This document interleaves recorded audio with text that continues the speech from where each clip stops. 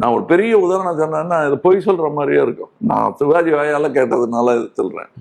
தேவர்மான்ல ஒரு ஷெட்யூல் முடிச்சது. Okay sir. பல சிக்கல்கள் இருந்தது, அதெல்லாம் கிளியர் பண்ணிட்டு கூப்பிடுறாங்க. இப்ப முடிச்சுக்கலாம் அதுன்னு சொன்னேன்.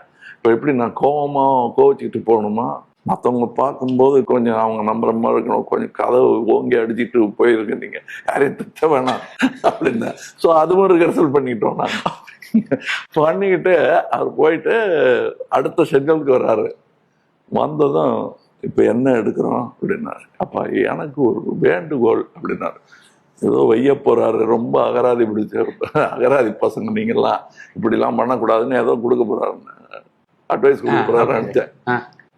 நான் நடிச்சே ஒரு 7-8 மாசம் ஆச்சு. துரு பிடிச்சு போச்சு. அந்த க்ளோஸ்அப்ஸ் எல்லாம் திருப்பி எடுக்கிறியா அப்படின்னு. எந்த க்ளோஸ்அப்புங்க? ஏன் க்ளோஸ்அப்டா, நீ டெய்லி நடிச்சிட்டு இருக்க அப்படிங்கிறாரு சார்.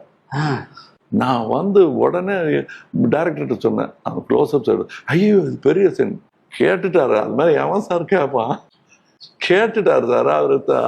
அவருக்கு என்ன வேணுமோ எடுத்து கொடுக்கலாம். கண்டிப்பா பெட்டர் பெர்ஃபார்மன்ஸ் தான் வரும். உங்களுக்கு புரியுதுங்களா? புரியுது சார். அந்த மாதிரி இடத்துல இருந்து அதெல்லாம் பார்த்துருக்கேன்.